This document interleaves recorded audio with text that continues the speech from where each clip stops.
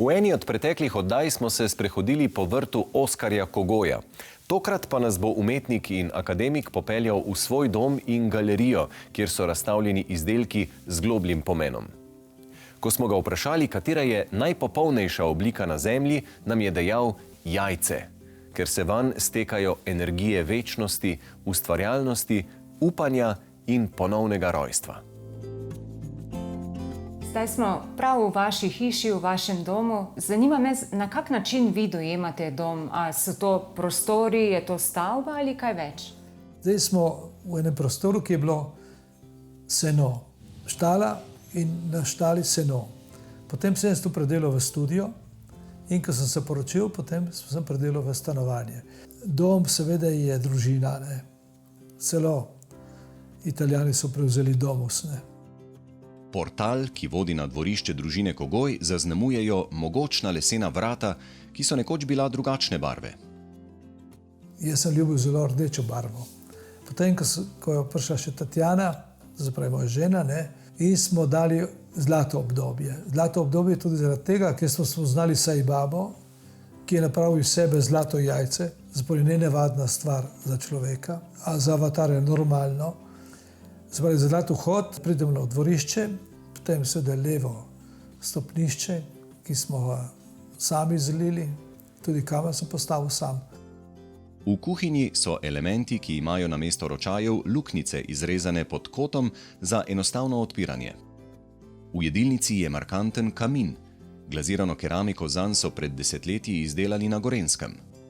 Osupljiva so tudi tla, ki so izdelana iz okamenelega lesa in dragocenega oniksa, ki ga je Oskarjev prijatelj kamnosek dal prepeljati iz Grčije.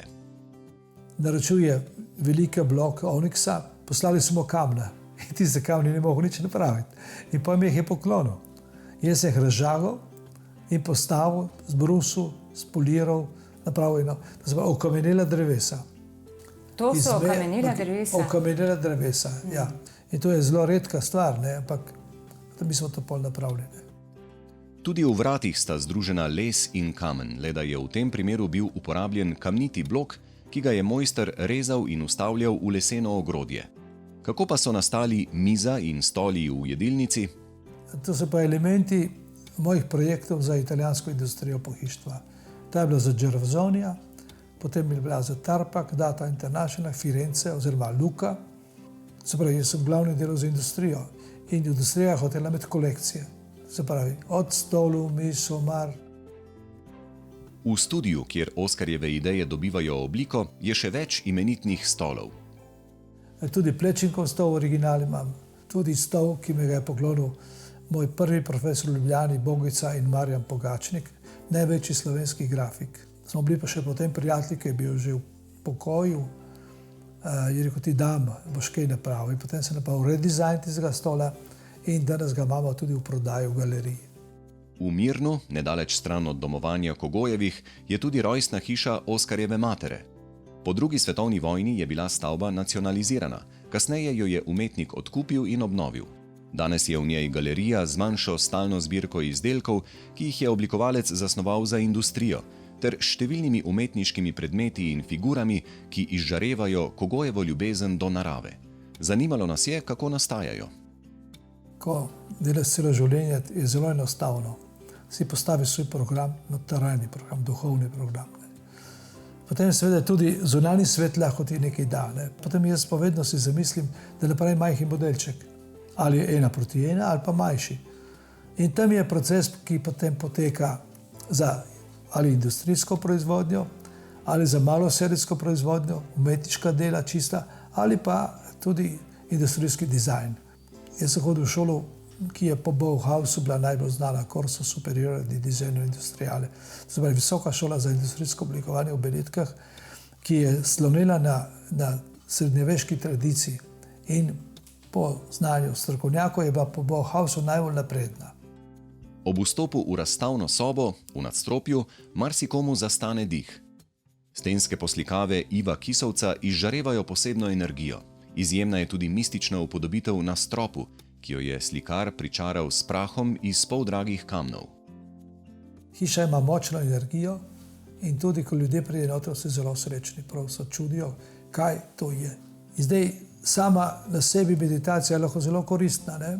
Nekateri tudi ostanejo v jami celo življenje in meditirajo. Jaz sem rekel, jaz pa moram nekaj početi, kako meditiram. Ne? In to je sprehod po naravi, opazovanje dreves, študij dreves, študij vibracij, študij oblik, še si postavljajo določena vprašanja, kaj je v hrastu, kaj je v lesi, kaj je v lipi.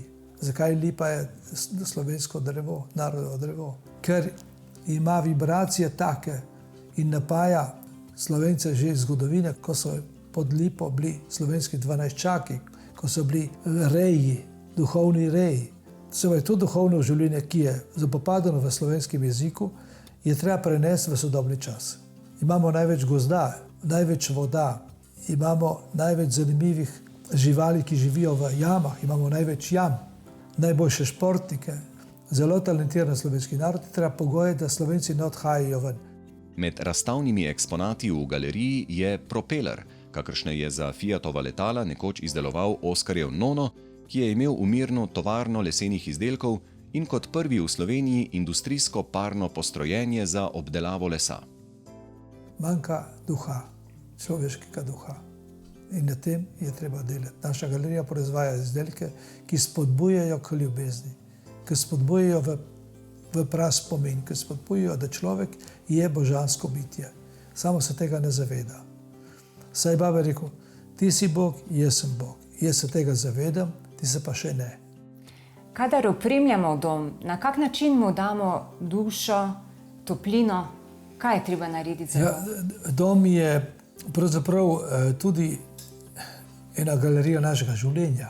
Obkroža naše doživetja, naše fotografije, naši otroci, tudi umetniška dela, ki se jih lahko kupi, lahko je pa sam napravi. To se pravi tudi iz dediščine, kakšen spomin. To je tudi parapsihologija noter. Se pravi, zelo važno, da mi damo v hišo tiste stvari, ki nas osrečujejo.